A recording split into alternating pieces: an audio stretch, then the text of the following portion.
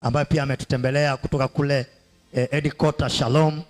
Tumefurahi kuwa na wewe siku ya leo. May God bless you. Tunafurahi sana. Welcome Sister Rose Vera. Hallelujah. Hallelujah.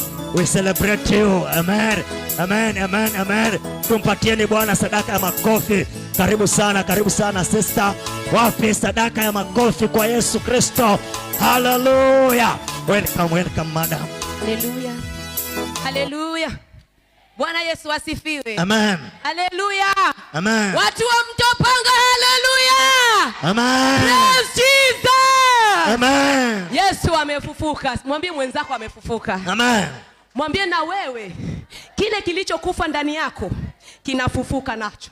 Mwambie ni kazi, ni ndoa, ni biashara, ni pesa, kinafufuliwa kama alivyofufuka Kristo. Kilichokufa ndani yako kinapata uhai. Amen. Hallelujah. Hallelujah. Praise Jesus.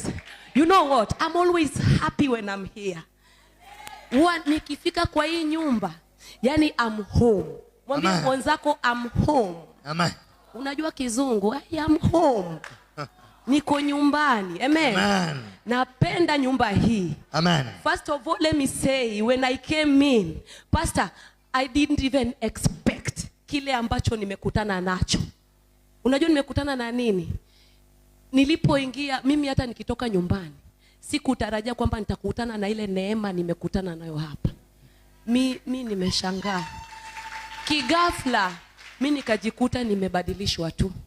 Sikupanga, sikutarajia, lakini nikagundua kuna Mungu hapa. Amen.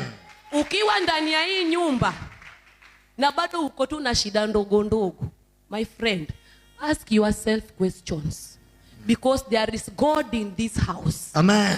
I came kwa dakika mchache tu na mimi nimemuona. Mimi nimekutana naye.